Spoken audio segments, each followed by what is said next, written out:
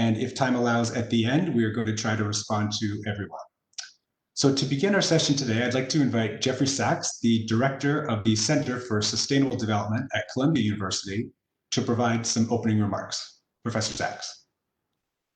David, thank you so much. And thanks to Ilaria Kapua for her wonderful book, Circular Health, and for enabling us to get together to put COVID-19 in a broader context of a world that is destabilized by human activity and suffering multiple ramifications of that destabilization, including the current pandemic, but also the devastations that we're simultaneously experiencing from climate change and from many other environmental and social ills. Circular Health is a wonderful read, so I know we're going to have fun discussing it because it is a dialogue as a great classic literary form, but a dialogue that takes us from the start of thinking about human health back to ancient Greece, back to Hippocrates and Galen. So more than 2 millennia ago, where the idea that ill health is the result of imbalances in the environment, resulting in imbalances in our bodily systems, was first hypothesized. And in Ilaria's wonderful hands, this becomes both a starting point for deep reflections on our current circumstances and for a wonderful, quick history of understanding of natural balances, including what took 1,500 years to clearly hypothesize and almost 2,000 years to prove the existence of unseen microorganisms, pathogens, bacteria, protists, viruses that were causative agents of human illness and that were transmitted to human populations in complex environmental manners that were poorly understood, whether directly from animals in so-called zoonotic events where we have shared pathogens with animal populations basically since the beginning of agriculture itself 10,000 years ago, or through vectors that carry these diseases. And Ilaria discusses how the complex life cycle of the mosquito was painstakingly understood, including by Grassi and Ross and others who deciphered this incredibly complex and fascinating life cycle, or through destabilization of the physical environment through water supply. And she recounts John Snow's detective work in understanding the cholera epidemic in London and tracing the epidemic to a part of the water supply and famously removing the hand pump, and stopping the cholera epidemic. But even then, not finding support among fellow public health officials of the day. And one of the things that Ilaria recounts always is how hard the breakthrough thinking is, and how interconnected the web of knowledge is throughout history in order to be able to make the breakthroughs. She introduces a category called NL. I won't reveal what it is because you have to read the book to know what it is. You can guess along the way, but it's a kind of thinking that we need to think more broadly about the nature of health and disease, and it requires creativity that moves beyond narrow, siloed thinking is the most important message. And whether it was Hippocrates and Galen, or Vesalius, or Snow, Ross, and Grassi, or Pasteur and Koch, or the other geniuses that helped us to understand uh, this basic sense of destabilizing natural balances and complex transmission pathways of pathogenic disease. It's required reaching beyond one's narrow silo in an interconnected way. And I think that that brings us to COVID-19 in a very compelling way, because to understand COVID-19, of course, we have to understand some very specific issues of pathophysiology. We have to understand the specifics of human-to-human transmission. We have to understand potential pathways for therapeutics and vaccines and how they can be developed, and the core activities of the World Bank about how they're going to get into how new vaccines and therapeutics are going to reach people who desperately need those, but otherwise might not have the incomes or access to new breakthroughs. But we also need to understand more fundamentally, where did this disease come from and how? Well, I think while there has been first, we don't know the answer fully to that question. I think it is right to say there has been a conspiracy view, if I might say so, that this is the result of machinations in a laboratory in Wuhan. But my guess is, based on the overwhelming literature, the peer-reviewed studies, and the logic of the situation, that what we're experiencing is not some machination, as a conspiracy theorist would put it, but actually another natural event of destabilizing nature, leading to zoonotic transmission of a long existing virus, in this case, probably from a horseshoe bat, maybe to an intermediate mammalian host, but possibly directly from a bat to a human population, probably in southwestern China, probably not in Wuhan or anywhere close. Maybe not even this year, maybe years and years ago. We'll find out when we review blood samples of patients from hospital freezers in the coming months and years. But a natural zoonotic event, like other emerging diseases, and therefore in a category of increasingly frequent hazards that are hitting humanity, because COVID-19 is a part of a wave of such events, it would seem. SARS, of course, is a precursor, also a coronavirus from a bat population in southwest China. We have Nipah virus. We have the H1N1 recombinant pandemic of 2009 to 2010.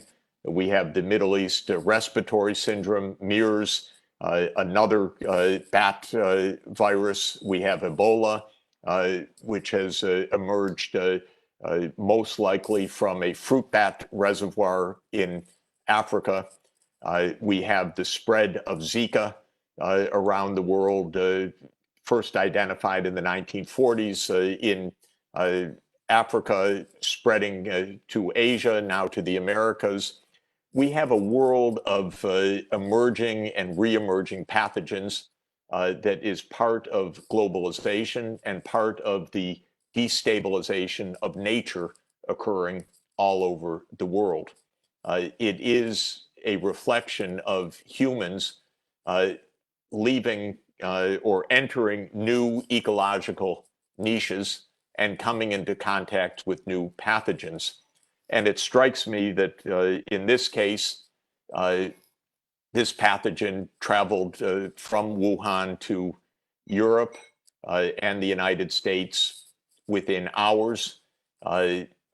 When we compare this pandemic, say, to the Black Death, the estimate is that the outbreak of bubonic plague started in Western China, just like this one, most likely, in 1331, and it took 16 years to reach Italy.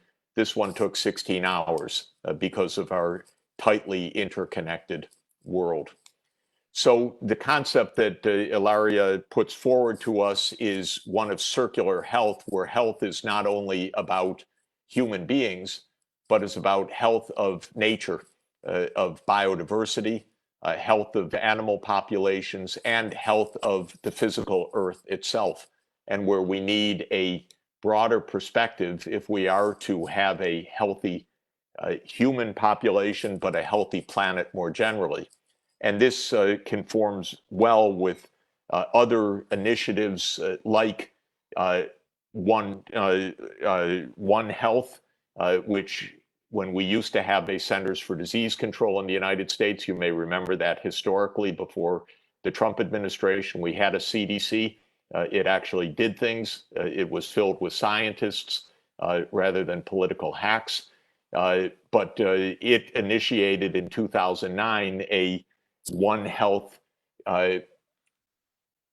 notion of interconnecting Earth health with human health because of the dangers of zoonotic events like the one we're living through today. And then the Lancet Planetary Health Commission, which reported in 2015, in November 2015, puts forward similarly a concept of planetary health, which is, again, Ilaria's broad concept that we need an integrated vision. We need NL thinking. Look it up. You'll get to it at the end of the book. We need networks of open science, of which she has also been a great global champion, in order to have the holistic framework that we need. And I will just end my remarks, introductory remarks, by saying that that holism, as she notes, is exactly the purpose of the Sustainable Development Goals and very much part of the Paris Climate Agreement as well. It's our attempt to think holistically where human activity, economic activity, social life is embedded in physical Earth processes. And if we are to survive and to thrive, we need that holistic vision of a balanced world and a balanced humanity within the world. So I'm looking forward to the discussion. It's a very wonderful book and a very wonderful introduction to our current reality. Thanks, and back to you. Thanks very much, Professor Sachs. That certainly gets us off to a great start. I'd like to invite now Professor Capua to please share a brief presentation on her book, Circular Health. Thank you. Thank you very much, Jeffrey, for your wonderful introduction. Thank you for finding the time to be here with us and obviously to share your thoughts, which are always very, very insightful. Now, can everybody see my screen? My first slide? Yes? Yes. Okay. So as Jeffrey mentioned, the book actually wants to invite us to rethink health. And if you want to rethink something, you better look at what has been done before. And so the book starts approximately 2,500 years ago, when we had no data, no tools, and just a lot of thinking. and brings us to where we are today in an era of very big data in which we can do virtually anything, and tries to challenge the existing way that we approach health by looking at what happened in the past. So let's see what the ancient Greeks, how did they look at health?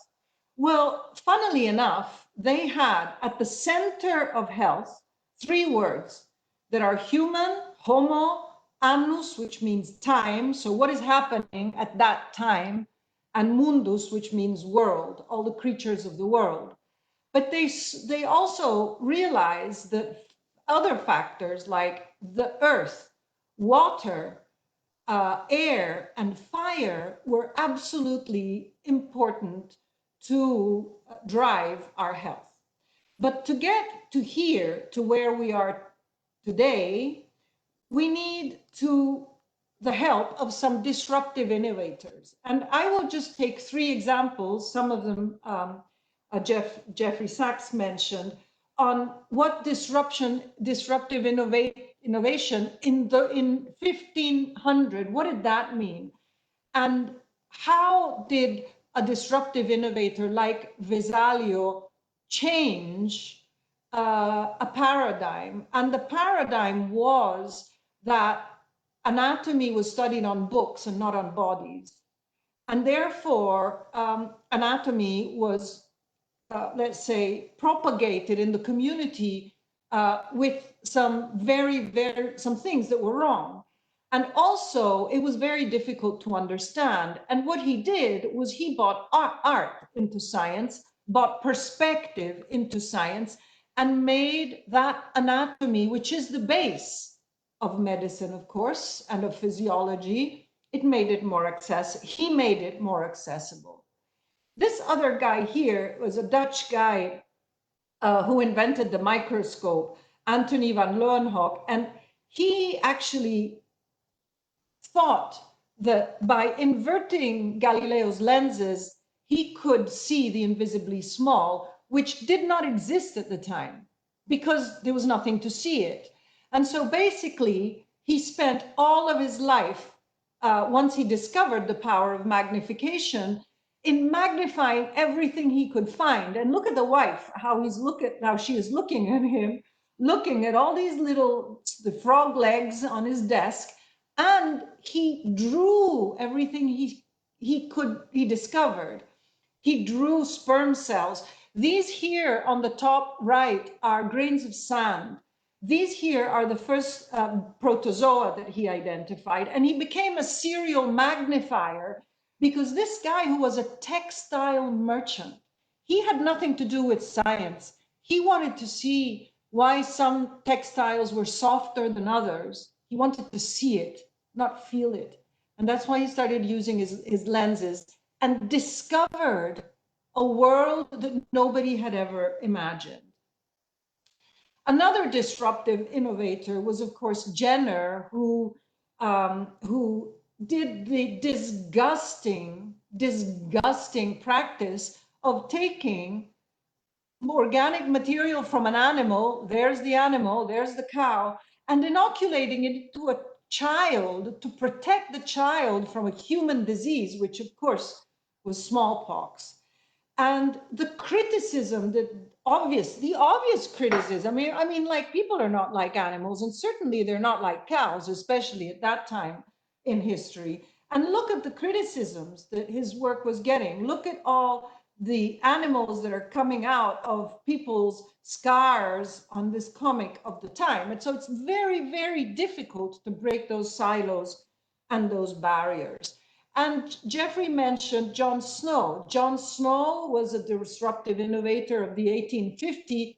What he did was he understood how cholera was working by pulling out a map, and nobody had thought about it. And that's how they discovered that certain diseases were waterborne.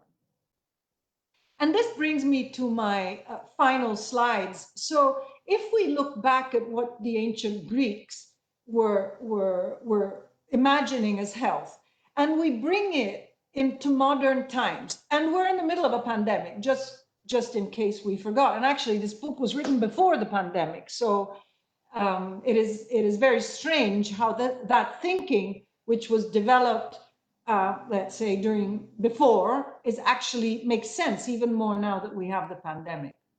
So what does this diagram show? This diagram shows that health is connected, we said, to products of the earth and to how we manage Earth, Mother Earth. It is also linked, of course, to water and everything that ends up in water, but also to air and to pollution and to climate and to what is happening around us, and of course to fire. The world is burning. I don't need to tell you that the world is burning, and everything that is burning is not burning in a healthy manner. Now, this is the take-home message that I have for you, colleagues and friends of the World Bank and of UF. We know that it's all interconnected, right? We know.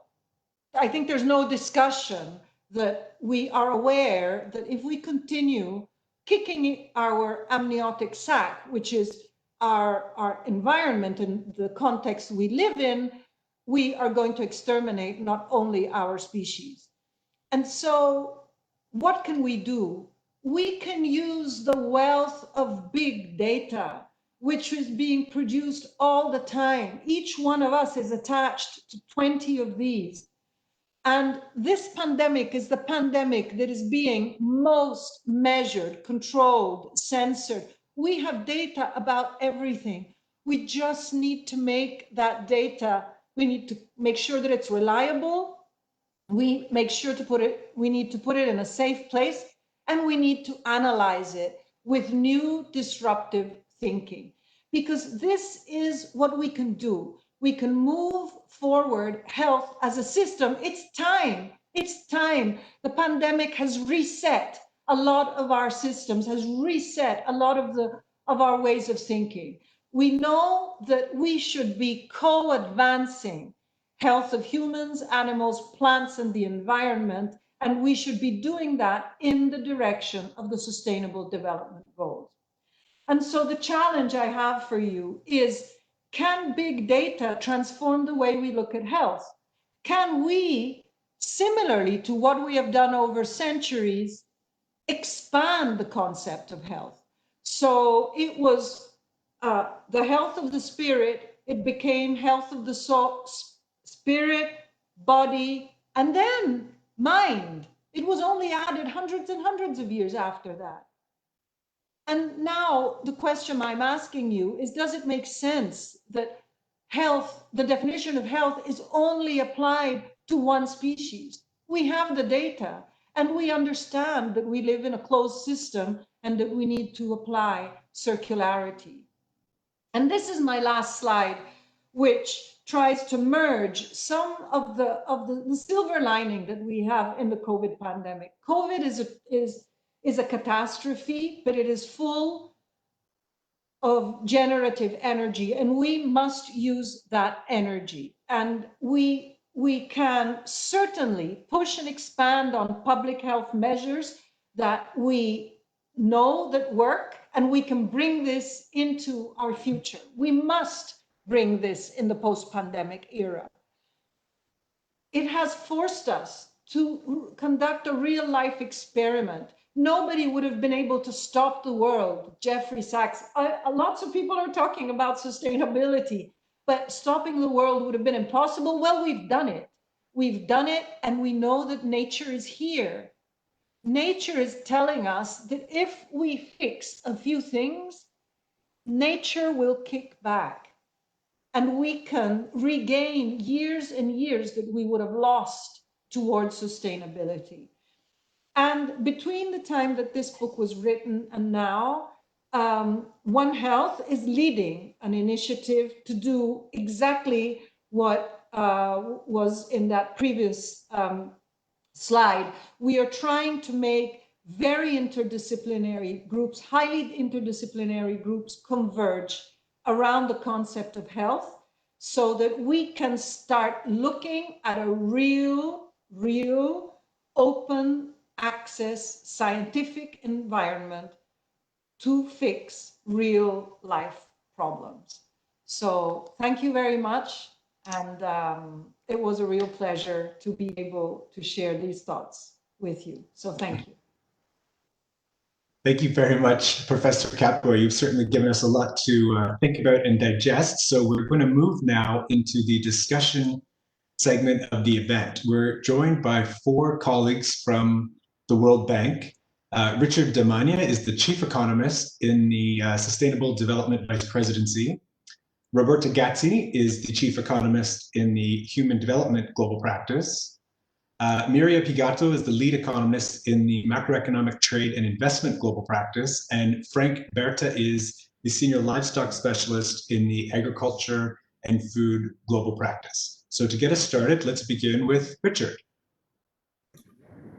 Thank you so much, David. So let me begin firstly by thanking Miria, who organized this, of course, Ilaria, for a wonderful book and for bringing this together, and Jeff for your incisive comments. It's a pleasure and an honor to be here, and I would really like to commend everyone to read the book. It's written in a Socratic method with questions and answers, and there's an immense amount to learn from the book. So what do we learn? What is one of the key messages? We've heard this now a couple of times, but let me reinforce it. The key message of this book is it's about interconnectedness. And the metaphor and the geometry of a circle and the circular economy and circular health, which is the title of this book, is really quite appropriate, because what it does is it automatically takes our gaze into the need for balance. And with balance comes the need also for policies that allow for the balancing. And as we heard from Jeffrey, what we're seeing, of course, with COVID is that we are mired in the midst of a zoonotic disease. And this, like so many other zoonotic disease, is a spillover from wild animals into humans. If you believe the science and the data, on average, we get 1 to 2 such zoonotics spilling over from wild animals into humans a year. And every 10 years or so, one of these will become really nasty, and we'll notice it, like HIV, MERS, SARS, Nipah virus, and so on. And of course, as we've heard, and let's re-emphasize the point, is that what this reflects is an imbalance between nature and the economy. There's a whole lot of economists online, so let me put it in a different way. What it reflects is an imbalance between natural capital, human capital, and physical capital. And of course, when you've got things that are connected, as this book emphasizes, and when you have an imbalance, then destroying natural capital to build, say, human or physical capital is going to have consequences. It's going to spill over. And one fine example of a spillover, which you would not want to repeat, is, of course, the COVID pandemic. But it's not the only one. You know, we hear a lot about climate change. So let me not talk about climate change, because everyone over here knows all about it. If we can think of other aspects of air pollution, something like PM 2.5, again, if you believe the science and the scientists, the Lancet Commission on Health and Pollution suggested that we lose more lives to air pollution each year than we do to wars and violence. And yet we pay more attention and spend more money, quite rightly, on preventing wars and violence, rather than trying to address the problems of air pollution and PM 2.5. Take another example, nitrogen. Nitrogen pollution is widespread, and it's growing even in rich countries, and certainly in poorer countries of this world. If you believe the scientists, we've crossed the safe planetary boundaries for nitrogen. To some, like some of the scientists studying this at the University of Minnesota, they claim this is the largest global externality, larger even than carbon dioxide. And the reason why they say this is because of the health impacts on things like stunting, blue baby syndrome, and of course cancers, as well as the environmental impacts, the algal blooms we see in water, and of course the other effects that we see in terms of air pollution. So what all of this is just some examples of very many we could point to of signs of imbalances between natural capital and the other forms of capital. And it's also a sign that we are not actually growing our economies in the way that we need to and that we should. So when the rubber hits the ground and we encounter problems such as COVID, what we seem to find is that people always and policies always seem to focus on the cure, on the symptoms of the problem. How can we stop the spread of COVID? And what we're seeing, regrettably, in so very many countries is less attention given to what we think about as the presumed causes and prevention rather than the cure. And this is true also for so much that we see generally in health. The focus is increasingly on trying to cure the problems rather than trying to tackle the symptoms.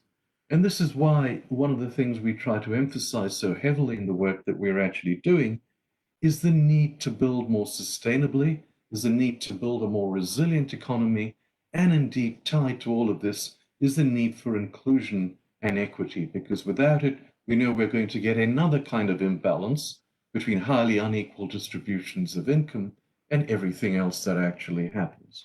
So let me end over here with a kind of a big question to Ilaria. The One Health approach quite rightly asks us to look at the entire circle, the entirety of everything from cause to symptom. But when you speak to a government in reality, they'll tell you, you know what, I have a limited budget. So the focus is always on the here and now and on the cure rather than the prevention. So, for example, today we see deforestation rates are roughly about 60 to 70% higher than they were a year ago. There is no sign that PM 2.5 is actually declining. We see many countries reversing, for example, their policies on energy efficiency. These are all indications that you're focusing on the symptoms. You need the money rather than the fundamental cause, which is ostensibly an imbalance and a lack of sustainability. So how do we manage those trade-offs? Indeed, we all know that we should, but actually getting it there is a difficult one. With that, let me end. Thank you again, Ilaria. It was a wonderful read and also a wonderful talk. And Jeffrey, you too. Thanks. Thank you. Thank you, Richard, for this articulated question. Okay, let me start from COVID. So what is COVID telling us? What is COVID screaming in our face? COVID is telling us that the system that we live in moves at a speed which cannot manage epidemic or a pandemic or a viral spread of this proportion. The system does not have enough flexibility, okay? So going back to COVID, which I think is in our hearts, and I think it's an example which makes sense, I would say COVID is, one of the biggest problems with COVID is that it's not behaving the same everywhere, which on one hand is good, but on the other hand confuses people. Now, COVID is behaving differently in certain cities. And I think that those are the questions that we have to answer now, okay? Because when there will, as the waves continue, the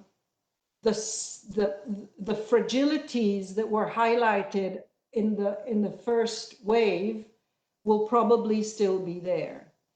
And so when I talk about circular health, I also include prevention, which is not necessarily, as you would say, how do we do prevention in stopping this virus from exiting the forest? Okay, so that's another story. But the prevention that I am thinking about is like tailored on cities. So what if we take out the cities out of COVID, some cities at least, it is something that is much more manageable, right? Much more manageable. And so I think that the great challenges we have is empowering those cities to react to those fragilities now for the next wave, to prevent that we slip again and that we hit those numbers. So this is one domain of interdisciplinarity that is there, and we just need to work on it.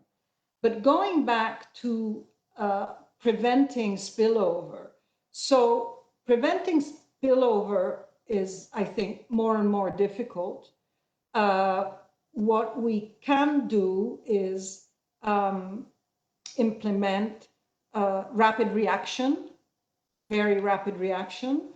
But this depends a lot on what country this happens in. And so this particular emergency happened in China, and the reaction wasn't as fast. And just on January 1st, 175,000 people left Wuhan, and the new year, the Lunar New Year, didn't help. So that's certainly one thing that we need to do. But I would like to bring this whole concept one step beyond, which is that healthcare systems, particularly in Europe, are unsustainable at the moment. So we all know, those that have national healthcare systems, we all know that as the population ages, these systems cannot sustain themselves,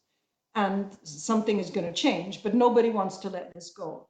And so here's where circular health comes in.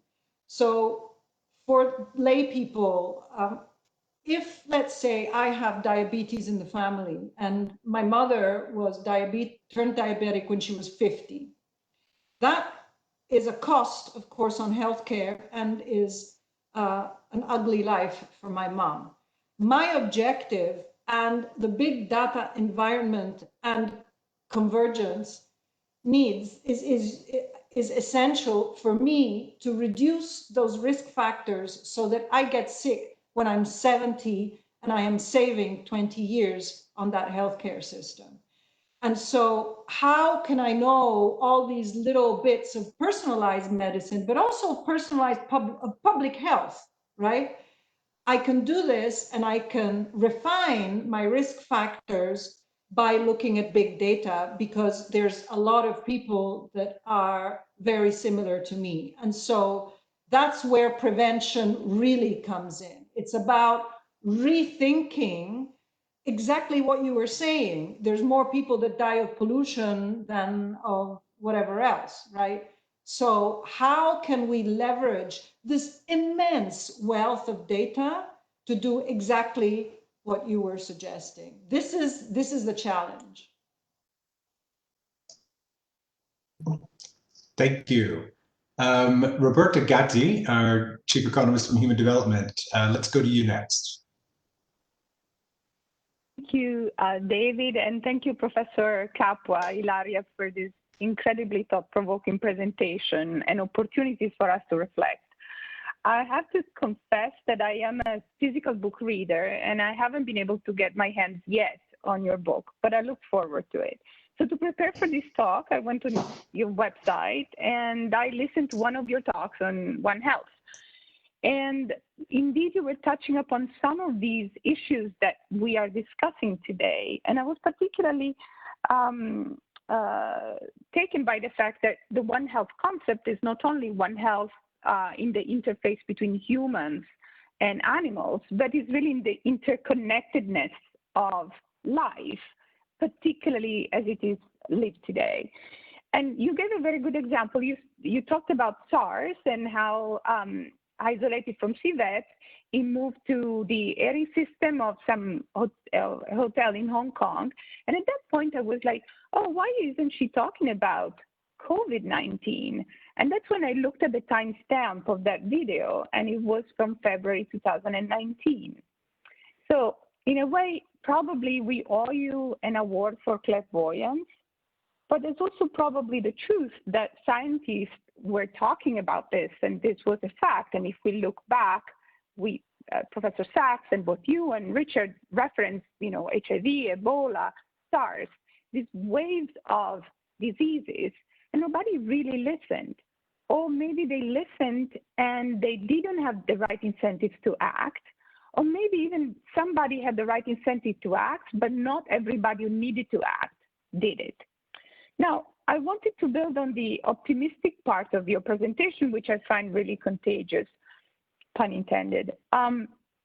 There's, in a way, we know the crises are a window of opportunity to potentially get things right. In the economics literature, we know that there is evidence that reform follows crisis more often than not, we hope. But for example, even in health, there is evidence that the extension of health coverage is mostly associated with episodes of reconstruction after a war, democratization, movement from fragility to non-fragility. There are some key events that really unbolt the system from inertia to change. And we know that when these events happen, things can get better. And we saw, for example, that the countries that suffer from more deeply from SARS in 2004 were the ones that were better prepared to contain COVID-19 when it came along, including through test and tracing. So if we have an opportunity to act, I was thinking your work and the One Health concept is really broad. And your work and your studies point at the interconnectedness of many elements. And I'm just reading them out here, just a selection. The growth of megacities, higher amount of waste, labor exploitation and inequality, displacement of people, displacement of animals from their natural habitats. All of these contribute to increase the risk of pandemics. And now we see that they also contribute to make the consequences of a pandemic much deeper. You spoke about the power of data, and as somebody who's devoting a lot of her life to measurement, I really believe in that. But we had lots of data going around for quite a while, and we even see that during this pandemic, it's not even being used efficiently or as efficiently as possible. I would like to push our conversation a little bit to something very practical. Assume that even data is being used well, but then how would a country, a developing country or a developed country, know where to start? Should we start from looking at the animal to human?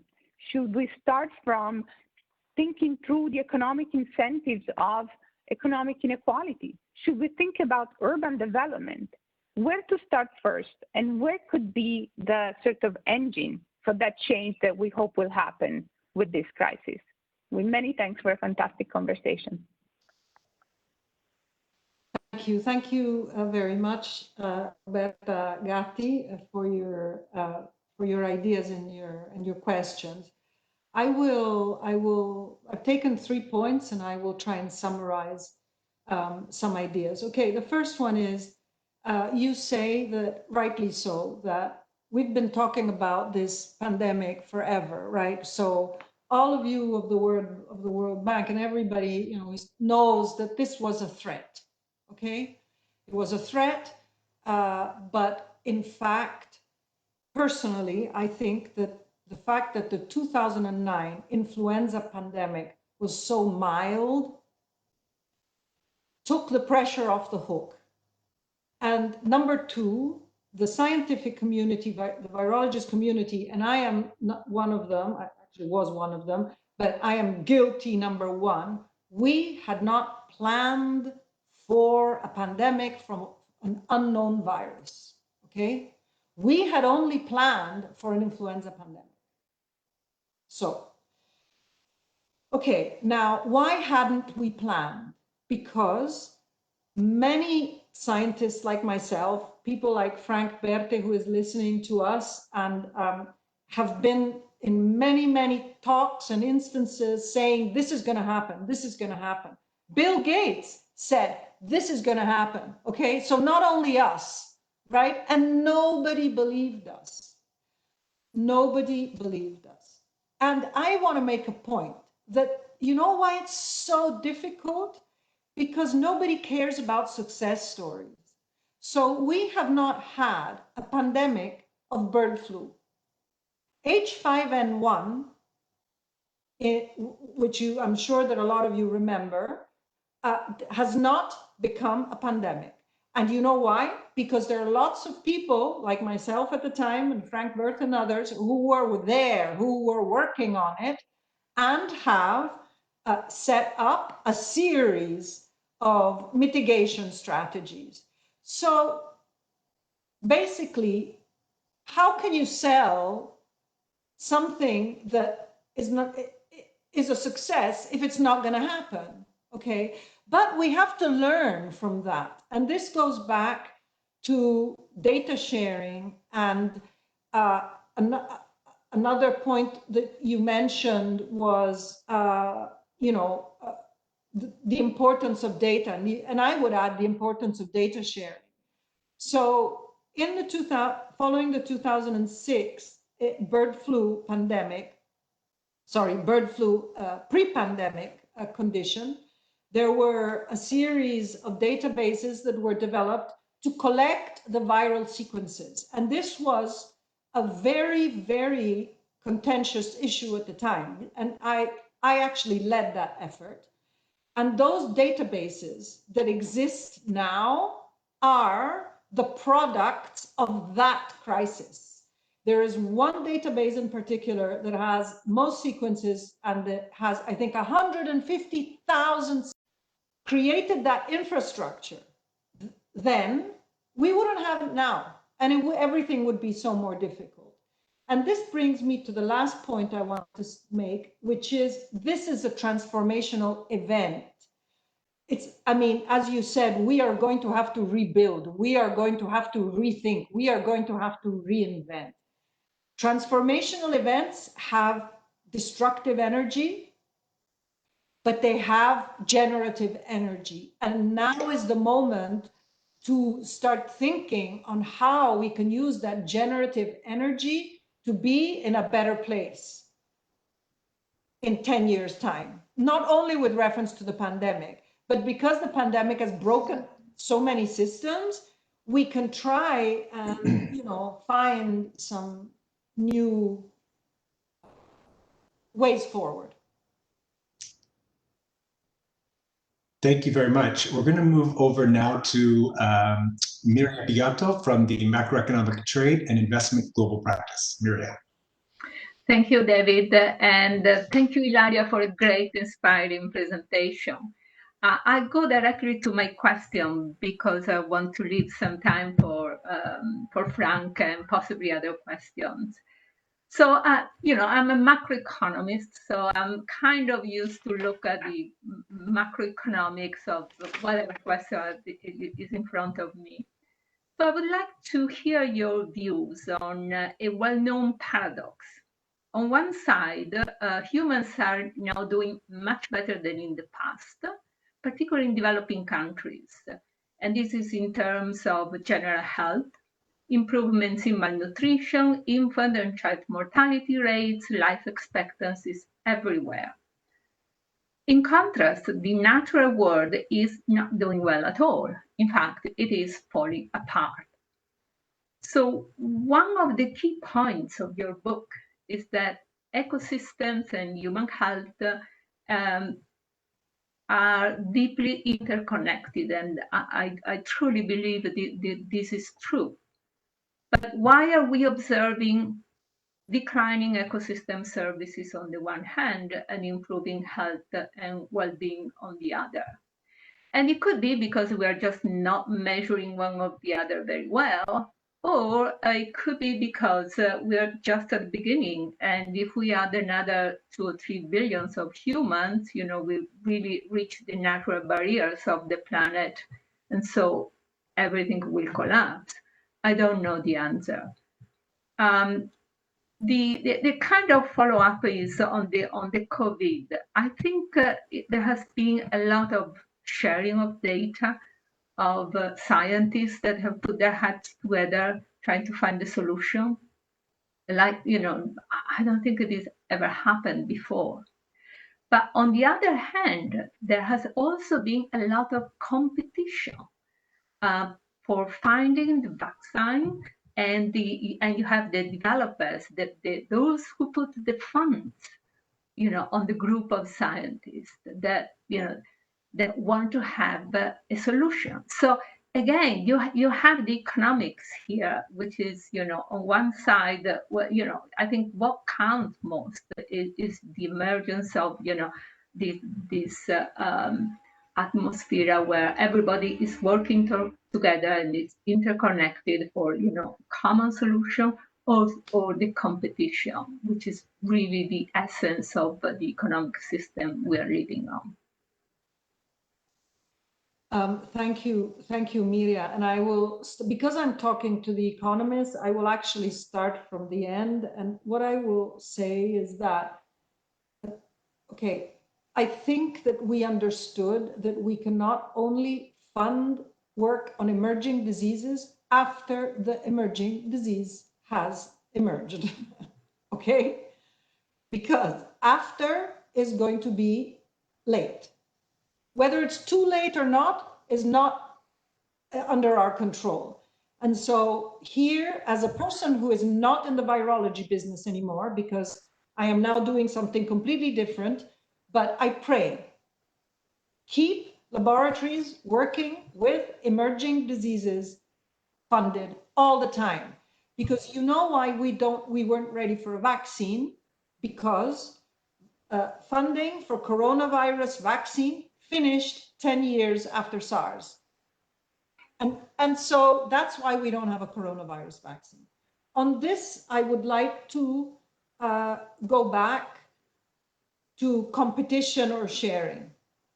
Okay, in a situation like this, I don't think there should be any competition because so you know much better than I do, but the world is sort of going bankrupt, right? And so what are we competing? The more it takes, the more money we are going to burn, okay? Because people can't go back to work. So my vision, which is the same vision I had in 2006, is we need to work beforehand, we need to share, and we need to prepare some prototype vaccines, have them ready. But this requires an enormous investment. I mean, it's not peanuts, but if we don't, this is the result. So I don't know if we can take another one of these. So I think that rather than competition, there should be an investment in times of peace to pre-develop vaccine candidates and therapeuticals candidates and have that funding going. Because if not, we do an oops, and this is what happens. So I would like to go back to your first point, and I'm going to be very short, why humans are thriving and natural world is falling apart. I think that I don't think we know that our generation is consuming 1.5 times the resources that it is entitled to. This needs to stop, and we need to invert this trend. And another point I would like to make is that what is acceptable to our generation is not acceptable to our kids' generation. And so we need to start fixing things for them from an environmental point of view and a relationship with the animals that we eat, the water that we drink, and everything that surrounds us. Thank you. And now we'll move to Frank Berta from the Agriculture and Food Global Practice. Frank. Thanks a lot. And thanks, Ilaria, for this brilliant presentation. Thanks for your book. And thanks for tirelessly waving this One Health flag, reminding us about this connection between people, animals, and the planet.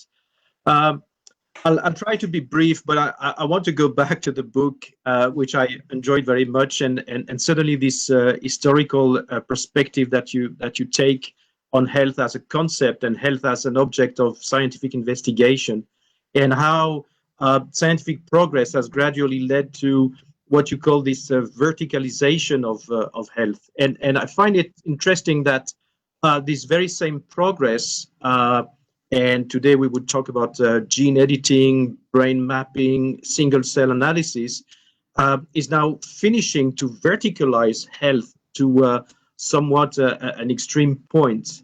And I think now to precision medicine, for example. And at the same time, what you show is that this very progress, and now I'm talking about big data, artificial intelligence, opens avenues to circularize health. And it's, I think, another paradox that you describe in your book, and this is the bright side to the Promethean fate that you describe along this history of science, and a sort of happy ending. So thanks for the optimism, and yes, it is contagious.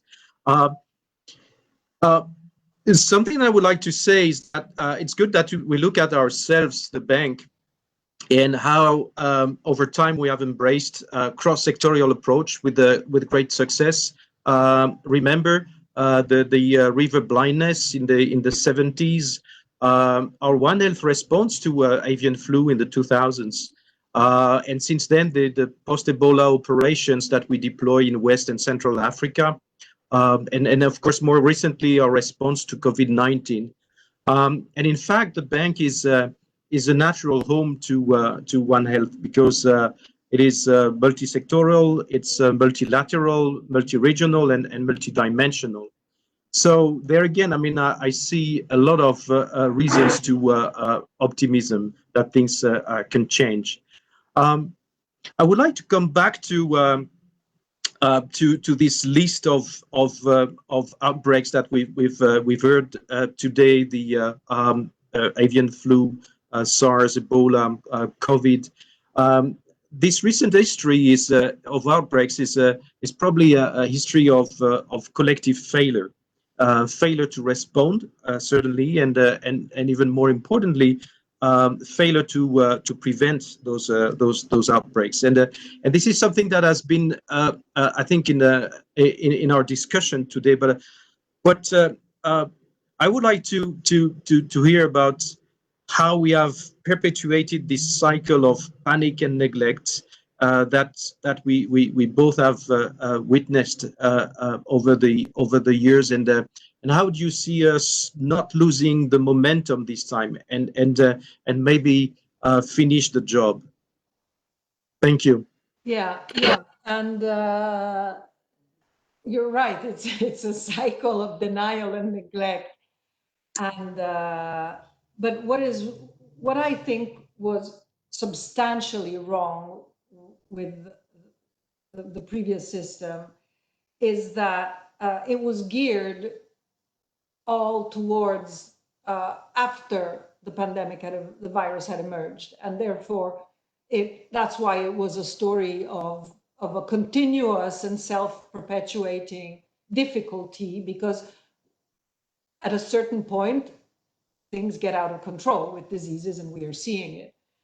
I would like to say on the back of your ideas a couple of things. The first one is that we have a unique opportunity now to, because people are interested in health, they're interested in being, and I will add a little, like, this is the backside of populism. So populism means 1 equals 1, but from a health perspective, 1 equals 1 means I want to be active in my own health. And this is an opportunity which COVID has magnified and represents, I think, a very important aspect that as a One Health community, we have not been able to do well enough with, which is citizen science.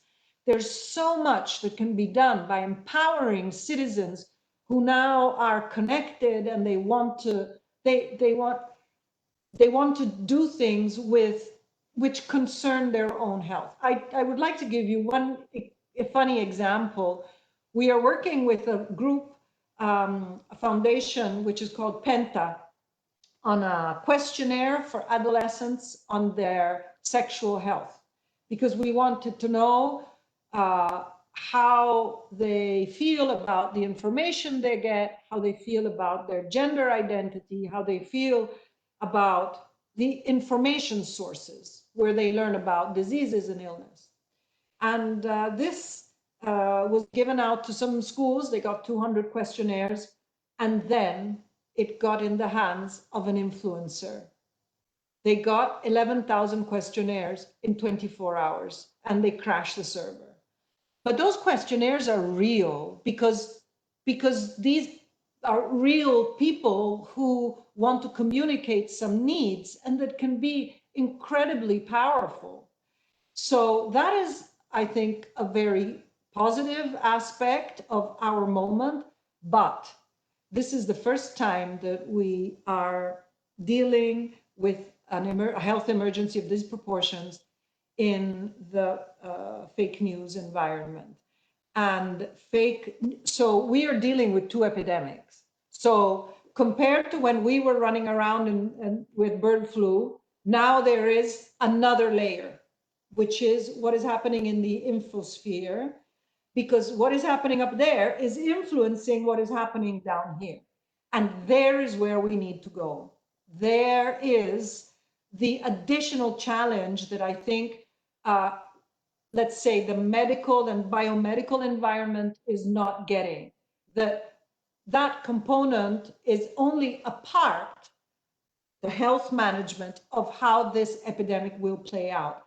And of course, the digital environment is a major driver, major. And so we have to take advantage of this. But I think that the time is right. We have never had so much attention on these issues. So we should go for it. Excellent, thank you. We're actually about 3 minutes over time, but I just wanted to invite Professor Capo, if you have any final thoughts to leave us with before we sign off. Well, thank you. Thank you again, Miria Pigato, for having organized this. And thank you to the colleagues of the World Bank. It's been a real pleasure to meet you and to see my friend Frank Berthe again. And I just want to say that, you know, our generation is in this. We have the ideas, we have the mindset. We just need to get ourselves together and be ambitious in the ideas that we want to move forward, because the time is right and crises should never be wasted. So thanks again, and stay safe. Thank you very much. It's certainly a pleasure to have had you here with us today. Thank you to our 4 discussants and to Professor Sachs for his opening remarks. This concludes today's event. So thank you everyone for joining us, and goodbye for now. Thank you. Thank you all. Bye-bye. Bye-bye. Bye. Grazie.